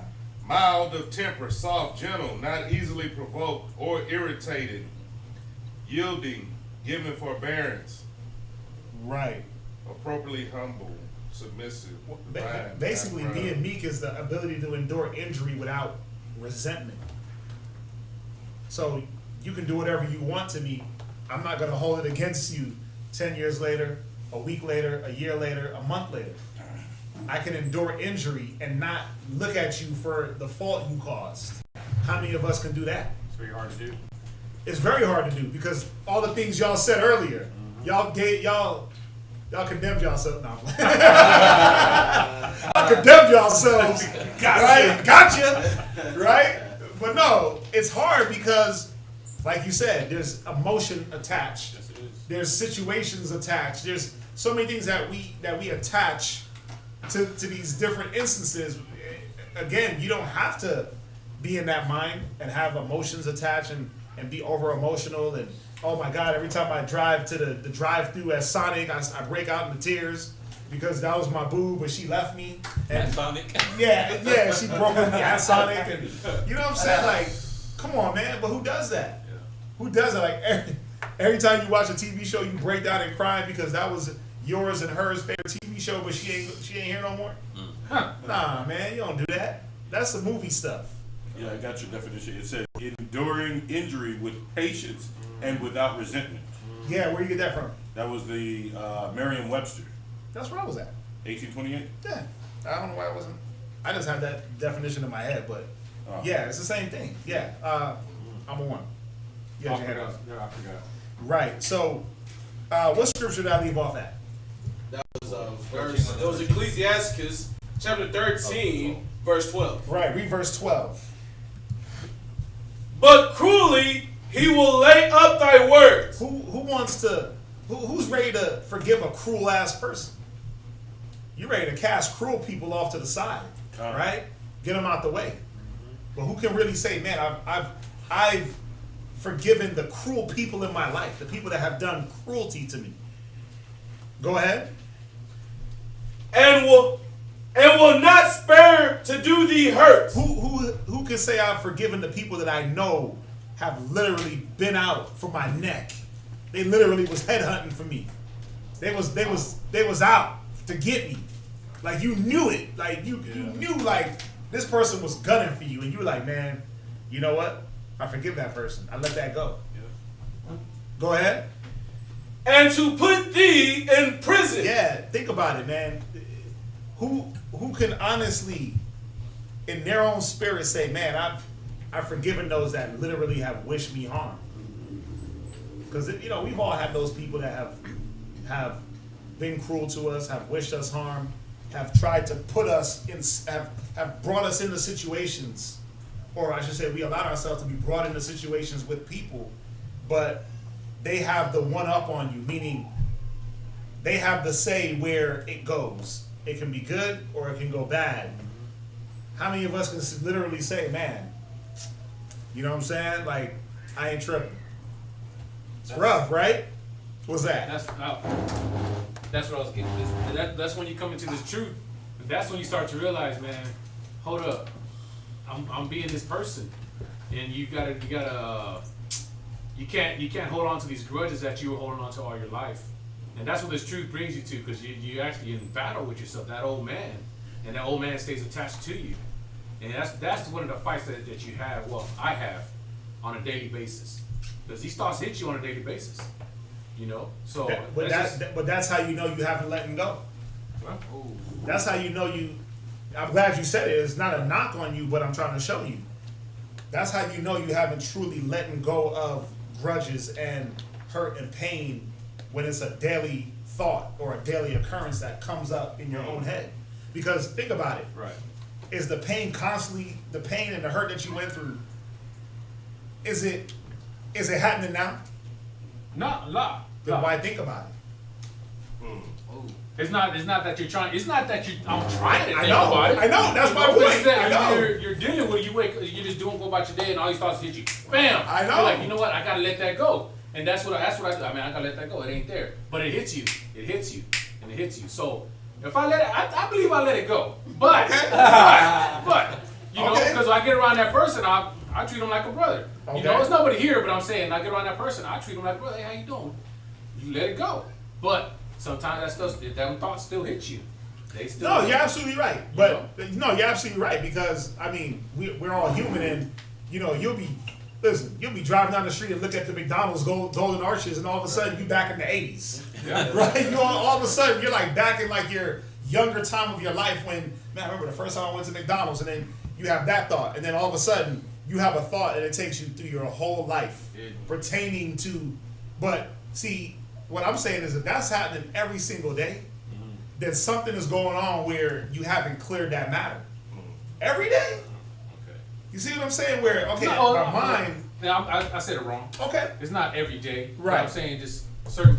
Listen, even if you give in your mind 25-30%, your mind is not in the right. It's not aiming at the right things. Is what I'm saying. Right. You see where now? What do I got to be giving the majority of my thought to? That's a whole nother conversation. Right. You see what I'm saying? But I'm showing y'all that if your mind is constantly pinging and trying to go back to something, you know, it's trying to course correct, right?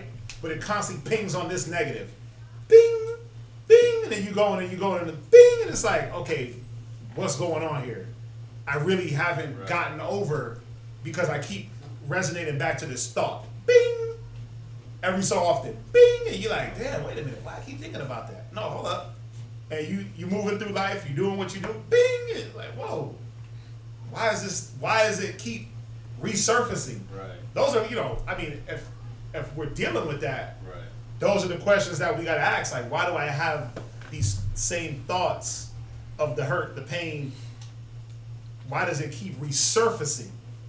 And that's another conversation of, well, where is my mind at? Derek. Yeah, the question though, you know, is how do you get over that? Because I was told once before in a Christian community that, you know, I felt somebody done me wrong, but I was told to apologize to them. I was like, I found that hard. I couldn't, you know, I didn't understand why that I needed to apologize to them for Something offending they did to me. you? They did to me. Right, because that's not even biblical.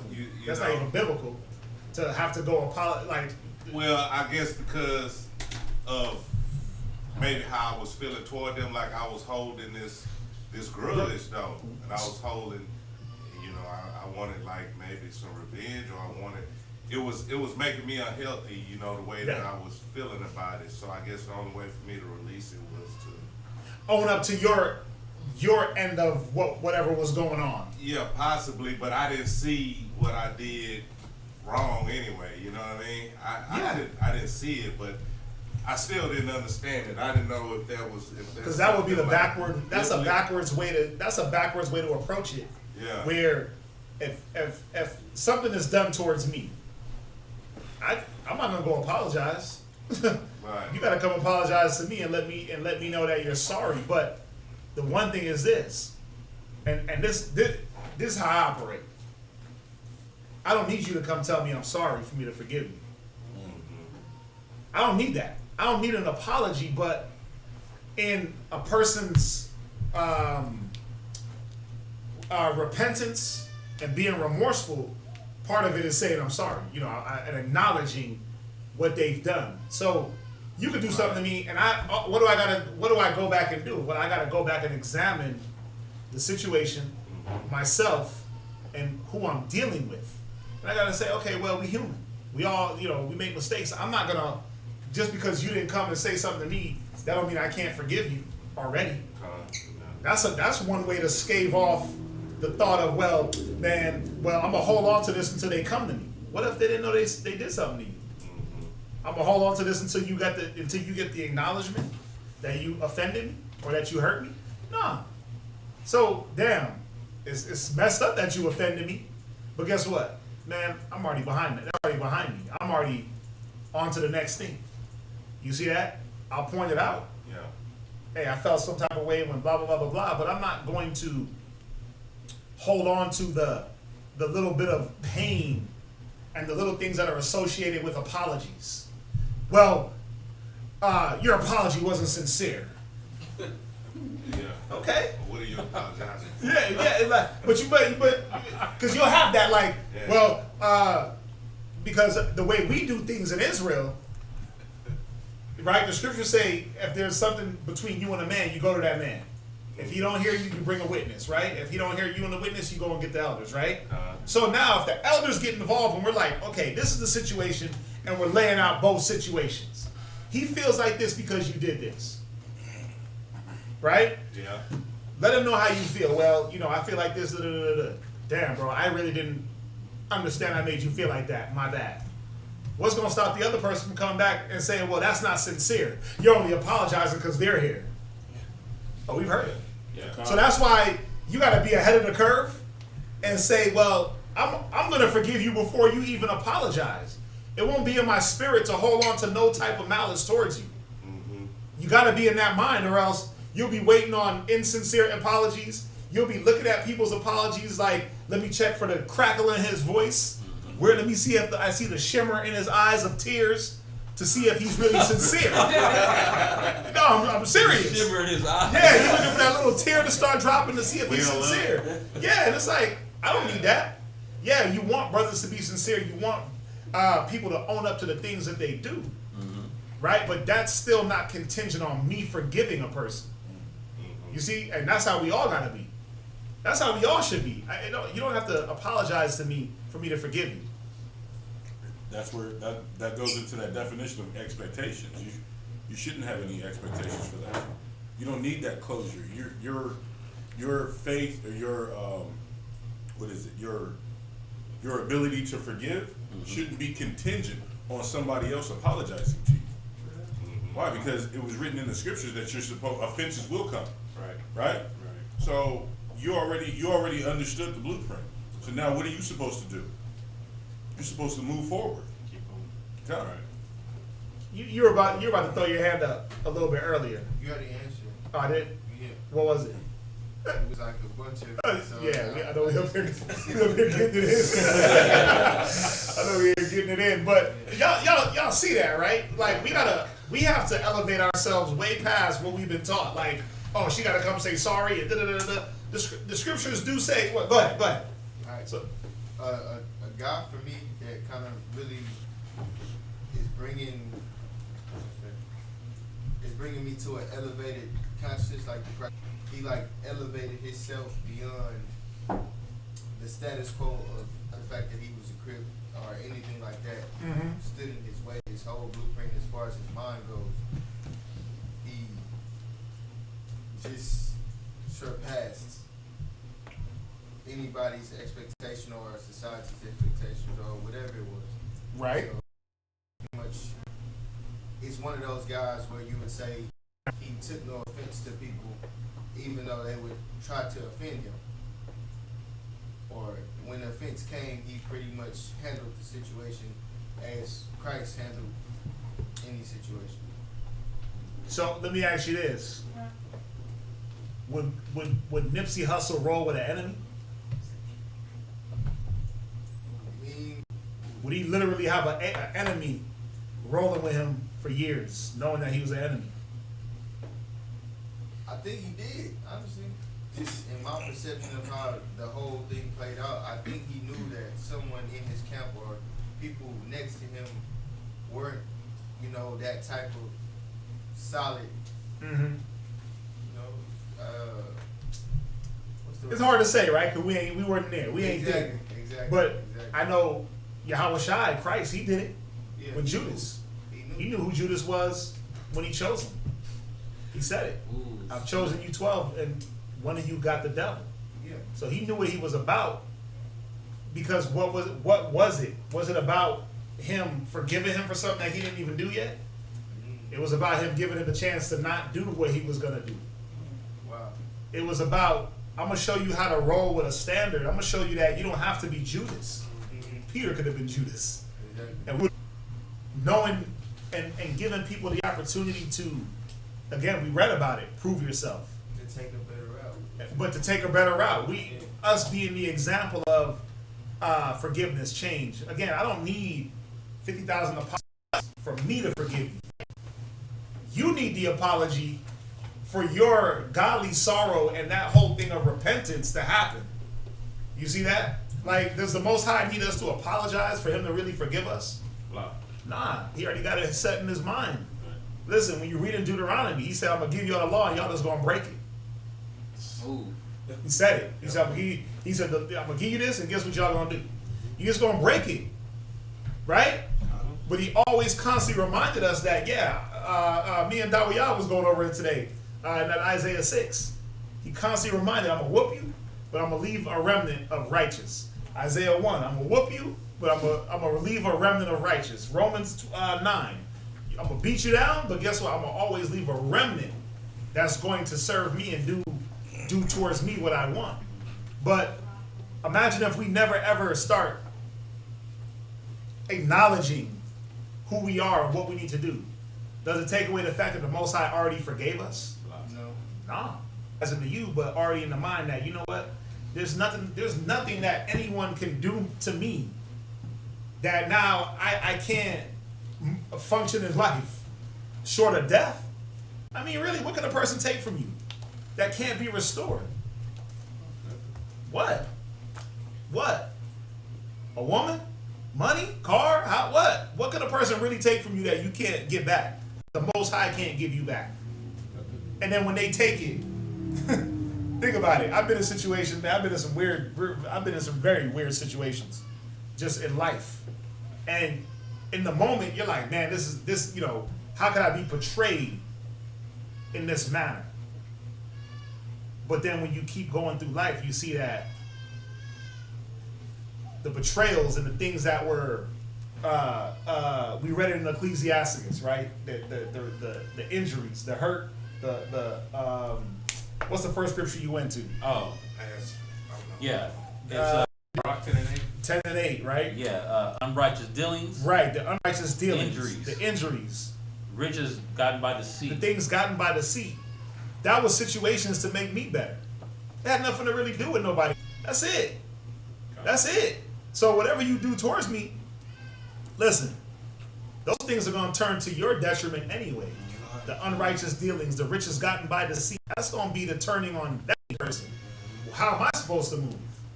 You see this? Where we at? We got 10 minutes. What? Is there a question? No.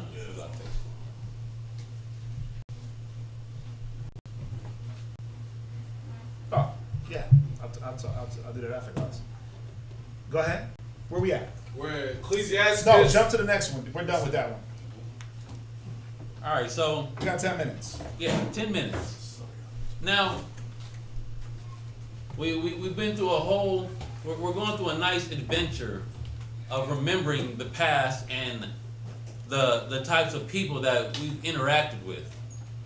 But think about the ones that really hurt you the most. Wait, hold on. That's the next point, right? Just hold it. No, it's not the next point. Oh, it's not? We're still in the same points. Oh, okay. My bad. I want to start off. My bad. Go ahead. No, Yeah, so think about the ones that cause you the most hurt. It usually comes from someone that's closest to you. The closer they are, when you do get that hurt, it cuts a lot deeper than just the average person, like the coworker or your homeboy.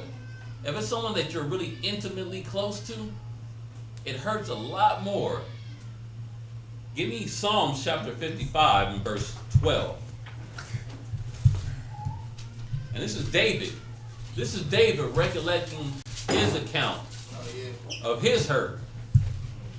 Oh yeah, you know this one, huh, bro? Kind. The book of Psalms, chapter 55, verse 12. Yeah. For it was not an enemy that reproached me. It wasn't an enemy. It wasn't someone that I knew that was openly out to get me. It wasn't someone that's been slandering me. It wasn't someone that I knew wanted to nut up with me. It wasn't none of them cats. It wasn't somebody that I have beef with from the past. Read.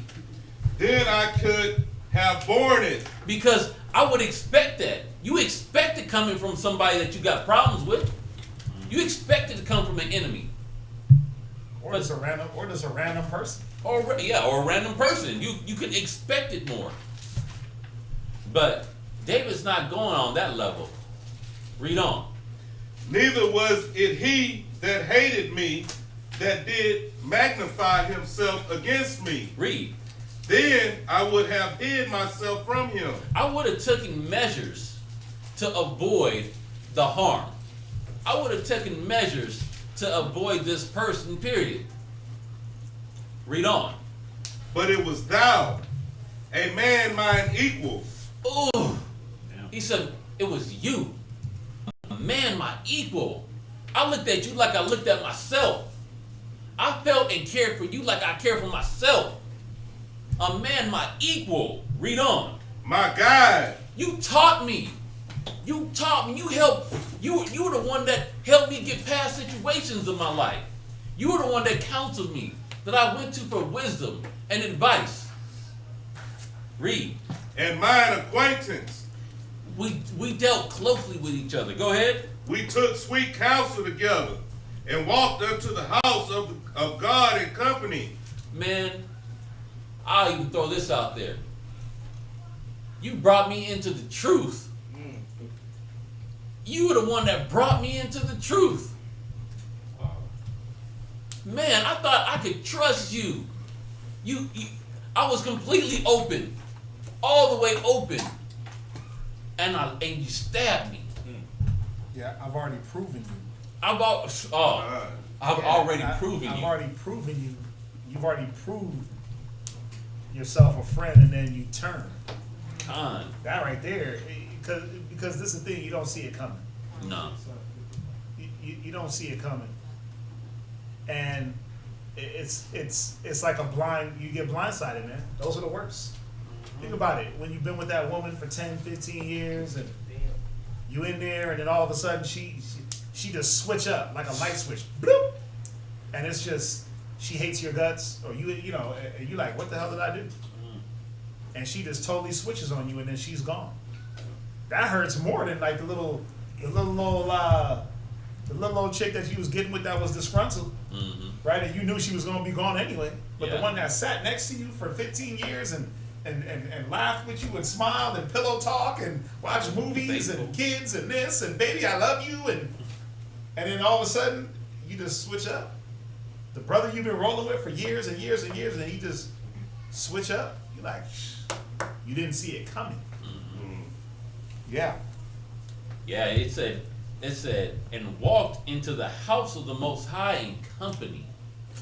We were together on this road. I got a couple more. Psalms chapter 41 and verse 9. Hidden in the same, Psalms. right in line. This is hidden in the same breath. He could have just put this in the same psalm. Read. The book of Psalms, chapter 41, verse 9. Go ahead. Yea, my own familiar friend, Read. in whom I trusted, which did eat of my bread, hath lifted up his heel against me. Man, the dude that we broke bread together. We've been through rough times together. We sorrowed together. We wept together. We counseled each other. He lifted up his heel against me. He wants to turn on me like I did him wrong. I helped somebody back in the day. Helped him out. He got kicked out of his spot. Put him up in mine. Said, look, bro, don't worry about paying no bills. Just save up your money just so you can move out. That's a sweet deal. Save up all your money so you can move out. Come to find out, he's on drugs, low key. Well, he wasn't on drugs at the time. He was a recovering drug addict, recovering alcoholic.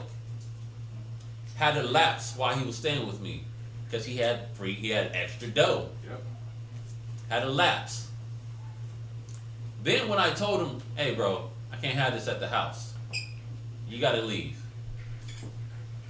He came back at me like I'm the one that hurt him. Like I'm the one that caused all his problems for his whole life. Yep. And I was cheating on this girl. I was cheating. His girl was cheating on him with me. You were sleeping with his woman? I was sleeping with his woman. All of a sudden? All of a sudden, I was like, man, we were cool. I was just helping you while you were down your luck. Now I'm the bad guy because you turned back to your vomit, like the scripture says the dog returned to their vomit. I'm the bad guy because you went back to your vomit. That's what David's going through. He said, my own friend, I trusted you. We broke bread. Now you turned against me. You want to knuckle up against me.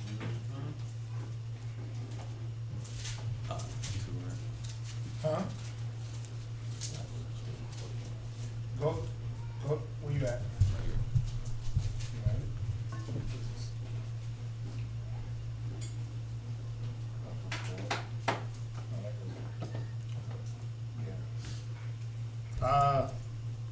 Yeah, we'll end it there. We'll finish it up. We'll finish it on Wednesday. We got more. Now, if the sister can put up a big old to be continued, ... Yeah, any questions on that? Online or in class? Yeah, we'll finish it up on Wednesday, man. You know, we ain't got no, listen, man, there ain't no rush. We'll finish it up on Wednesday. You got plenty more to go through. You know, remember, we're going through these scriptures.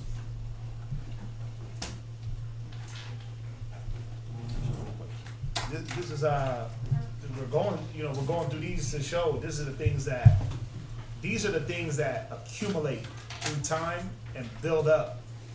These are the instances dealing with different types of people. They build up and they build up that mind state that's in you. So now, you know, when we continue Wednesday, we're gonna go into that the mind of what happens now in the mind when it's time for you to put yourself out there. You won't do it. Before we end it, remember for the brothers, if you want a garment for Passover, and this is for the bros, their kids, make sure y'all go on that link that she sent out in the chat. Put the information in. Listen, get y'all money in ASAP. Don't wait.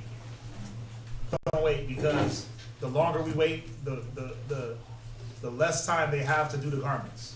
They put on there the 28th of February. So the last day of the month is when they want the money in. I know it's kind of short notice, but still, y'all, we've been talking about it, so should have been saving some pennies up. You know what I mean? To at least have something. They'll take the payments too. It says it on there. They take payments, so you don't have to give it all at once, but try to get something in, keep track. That way they can go get the materials so they can start making these garments. February 28th is the cutoff. They're only gonna have a month. Wow. Bro. Ooh, y'all all got nervous. Usually they have a lot longer than that. At least, yeah. 4? Yeah, so get the money in. What's the, do I get the link? Or do I? Yeah, this is for the Passover. That's happening April 4th. So yeah, if you want to get a garment, we get you the link. Yeah. What's that? What about for like the boys? It's all there. It's all on the link. It says it, boys. Oh, Yeah, you didn't see it? I just gotta go through it again. Yeah, go back in there. It's for the boys. Yeah, it got it all in there for the young little guys. All right, so That way, I had a question. You said, where do you send the money to? it's all on the link. When you click the link, it'll give you 4 options of where you want to send the money. Cash. You send it to. There's a Gmail. There's a Zelle. You got to just go through the link and complete it and just look at it all. It'll tell you how the many different ways to get the money to the sisters. All right. Is Dawiyad? He's in the chat, right? Yeah. Yeah. She put it in the ISBHPK chat, the main ISBHPK group chat.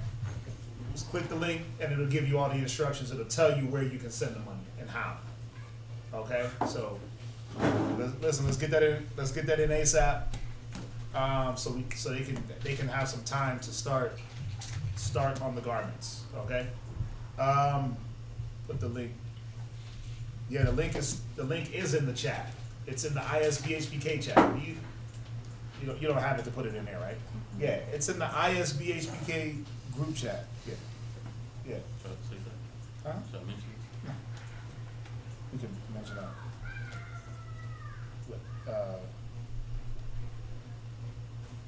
It's in the ISBHPK group chat.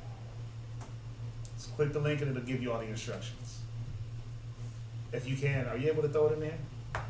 Anyway. Let me grab it. I'll put it in.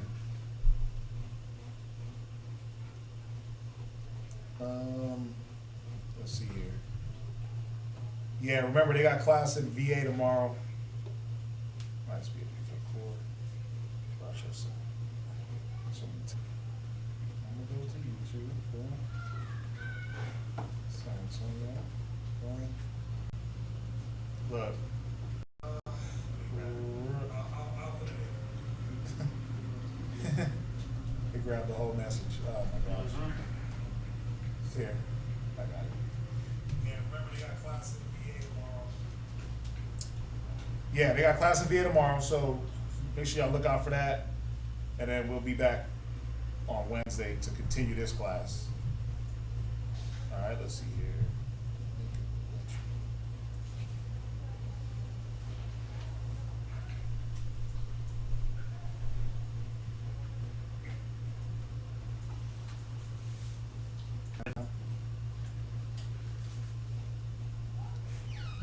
All right, so if there's nothing else,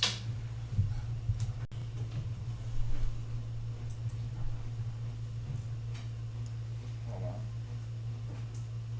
Weird character.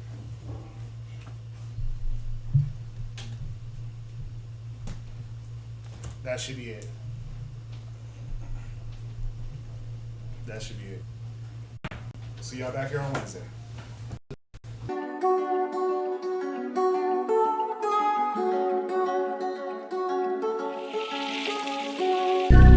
Six chill, for real. Judah.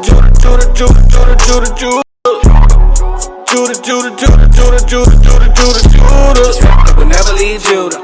Scepter would never leave Judah. The scepter would never leave Judah. I'm Judah. Christ sprang out of Judah. King David was Judah. King Asa was Judah.